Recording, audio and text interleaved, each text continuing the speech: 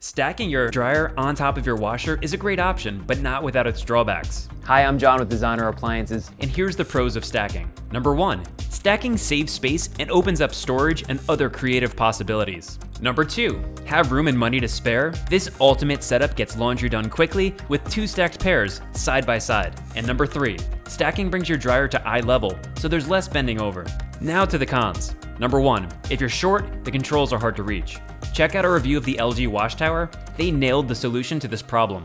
Number 2, you can't fold laundry on top like with side-by-sides. Number 3, you may have to move your utility hookups if they're set up for side-by-side units. Number 4, don't plan on DIYing the install. It can be tricky and it's better left for the pros. Number 5, future repairs can be costly since the units are harder to access. And number 6, stacked units are more prone to vibrations and noise, especially on second floors. Still need help deciding? If you're in the New Jersey, New York area, come visit us or give us a call.